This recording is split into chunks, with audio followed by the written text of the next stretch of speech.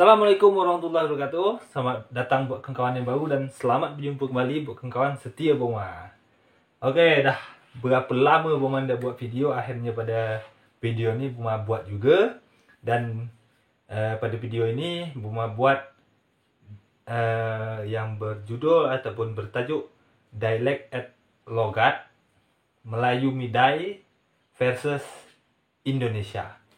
Nah, jadi kat sini kawan-kawan semua yang saudara mara dari Malaysia, silakan tulis di kolom komentar kalau di sana ataupun di Malaysia apa sebut ataupun cakapnya.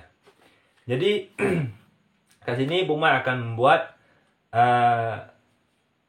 istilahnya semacam perbezaan lah ya, perbezaan dalam artian ada juga persamaannya. Nah, jadi Boma akan terangkan bahasa Melayu Midai dan setelah tu ke bahasa Indonesia. Nah, jadi penyebutannya ataupun dialek logatnya itu sama, tapi maknanya beza. Macam tu. Jadi Melayu Midai sama Indonesia, penyebutan ataupun kata-katanya ataupun ayatnya itu sama. Kata-katanya tu sama, tapi maknanya beza macam tu. Okey, jadi langsung saja kita masuk yang pertama, iaitu Boma punya ada kata renyah ataupun renyah. Nah, kalau di Midai nyebutnya tu renyah ataupun dalam artian renyah. Itu kalau di Indonesia yang berartikan gurih. Nah, renyah ini tadi Midainya, tapi di Indonesia gurih ataupun crispy. Yang biasa disebut crispy. Nah, tapi di Midai renyah tu bukannya crispy, tetapi sering. Nah, sering ataupun often. Nah, jadi disitulah perbezaannya dan disitu juga ada persamaannya. Boma harap kawan-kawan semua faham apa yang Boma jelaskan. Nah, di sini di Malaysia apa? Cakap renyah, adakah yang dipakai kat sana ataupun apa yang biasa disebut sering renyah. Jadi itulah dia kata-kata Boma yang pertama. Jadi kita masuk yang kedua. Yang kedua Boma ada punya tambang. Nah, jadi seperti yang kita ketahui, tambang itu dalam Indonesia berartikan pertambangan, ya semacam kita gali batu bara, emas ataupun nikel dan segala macamnya, itu kan tambang kan, pertambangan.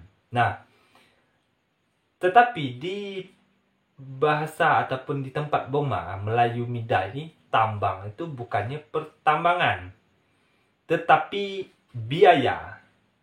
Nah, biaya ataupun kos. Nah, kalau pertambangan tadi ibarat kata itu mine. Nah, jadi disitulah letak persamaan dan perbezaannya. Sama-sama cakap tambang, tapi bezanya tambang di Midai itu biaya ataupun kos. Nah, tambang di Indonesia ni pula pertambangan ataupun mine macam tu. Nah, itulah dia kira-kira. Jadi semoga kawan-kawan faham. Dan kita masuk kata-kata yang ketiga.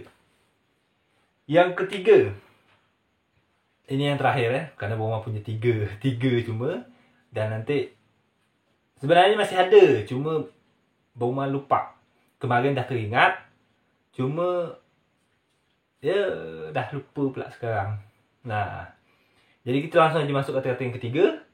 Di sini Boma punya tampang. Nah, tampang dalam Indonesia itu yang berartikan penampilan ataupun muka. Bisa dikatakan muka ataupun penampilan. Penampilan dalam artian appearance. Itu. Tapi kalau di Midai pula, tampang itu bukannya muka ataupun penampilan. Tetapi tampang itu adalah belah ataupun membelah. Nah, dalam artian kata split. Macam itulah. Jadi di situ letak persamaan dan perbezaannya. Persamaannya sama-sama cakap tambang, tetapi dalam arti ataupun maknanya berbeza. Tampang di Midai ini adalah cost ataupun biaya. Tampang di dalam artian Indonesia itu adalah penampilan ataupun appearance. Nah, itulah dia.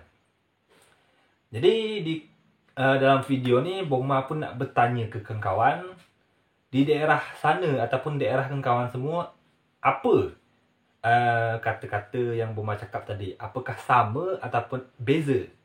Nah, contoh yang pertama tadi adalah renyah ataupun sering ataupun often. Nah, yang kedua tadi ada tambang dalam artian biaya ataupun cost. Yang ketiga ada tampang. Nah, dalam artian membelah ataupun split.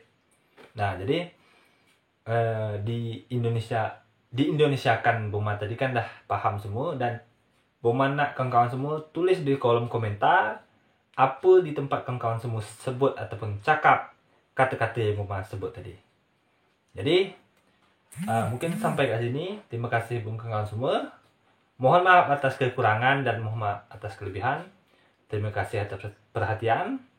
Saya Bongma. Assalamualaikum warahmatullahi wabarakatuh. Sampai jumpa.